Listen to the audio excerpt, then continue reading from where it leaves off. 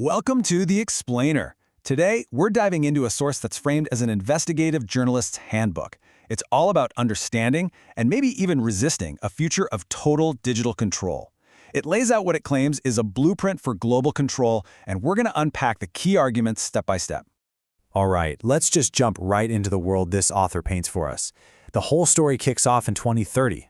Not that far away, right? A future where everything was done for the greater good, for our safety. But the result, according to this narrative, is a society where your every move is tracked, your biology is monitored, and freedom, well, that's just a word in a history book. So how could a world like that even happen? The source material argues that to really get it, you first have to look at the so-called architects, these incredibly powerful private groups that it claims are pulling the strings and shaping global policy way behind the scenes. Now the investigation zooms in on three key organizations. And look at these dates. This isn't some new thing. We're talking about groups that have been around for decades, even a century. The claim is that these groups, Bilderberg, the Trilateral Commission, the CFR, they operate in secret to push a globalist agenda, and their influence has been quietly building for a very, very long time. Okay, now this is where it gets really interesting. The source points out what it calls a recruitment pattern. It shows how people attend these private Bilderberg meetings and then, almost like magic, they rocket to the very top. I mean, look at this list. Bill Clinton was just a governor. Angela Merkel and Tony Blair, barely known on the world stage. Then they get the invitation and boom, they're running their countries. The source presents this as a kind of secret pipeline for the world's most powerful jobs. And if you're wondering what these groups actually think, the investigation digs up this absolute bombshell.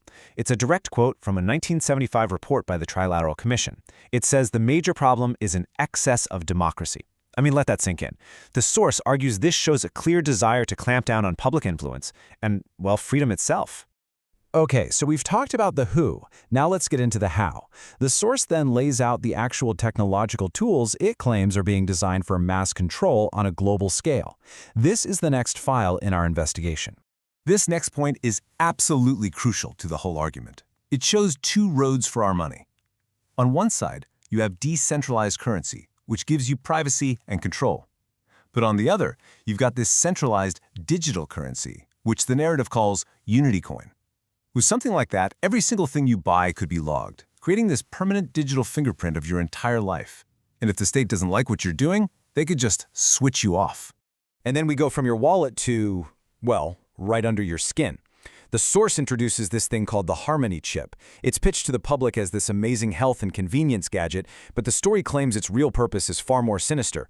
A device that can not only track you, but potentially control your behavior by releasing hormones, basically rewarding you with a little chemical hit when you comply and calming you down if you start to dissent. And get this, the timeline for all of this? It's not some far-off sci-fi future.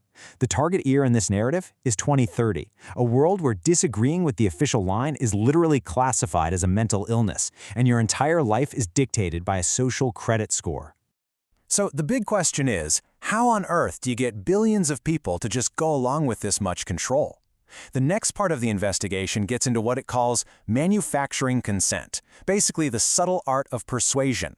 While the argument here is that they use people you already know and trust. The source points out that organizations like the Council on Foreign Relations are filled with famous media personalities and celebrities, right alongside top politicians. The idea is that their influence helps make these globalist policies seem sophisticated, humanitarian, normal. It's a way to bypass our critical thinking. But while we're being told this is all about global unity, the source says to just follow the money. It shows this chart to argue that since the 1970s, right around when these groups ramped up their activities, there's been a staggering consolidation of wealth into the hands of a tiny few. The rich got way, way richer. And this brings us to the playbook, the core strategy it claims is used over and over. It's called problem, reaction, solution. First, you create or hype up a problem, a crisis. This makes the public scared, so they react by demanding a solution. And then, the authorities offer up the solution they wanted all along, which, the source argues, always involves us giving up more of our freedom for a little bit of safety. So that brings us to the most critical part of this whole thing, the handbook. What can we, as everyday citizens, actually do to protect our own liberty when all of this is happening? The source lays out a pretty practical 5-step game plan. It starts with just questioning what you're told. Then it moves to concrete actions. Demand transparency, use cash to stay out of the digital system, lock down your personal data, and, this one's huge, build strong local communities so we're not so dependent on these big, centralized systems. And it breaks it down even further into simple things you can do, like today. Use a browser that doesn't track you. Think twice before you post online. Pay with cash at the local coffee shop. The source frames every single one of these small acts as a vote for your own autonomy. You know, when you boil it all down, the source says this isn't really about tech or secret meetings. It's about a fundamental choice that we are all being asked to make, whether we realize it or not. It's the choice between the easy path of comfort and convenience and the much harder path of real freedom. And that really just leaves us with this final question from the source material. In a world that keeps promising us safety and convenience, but always for a price, what is that price really? What is the true cost of giving up control? And is that a price you're willing to pay?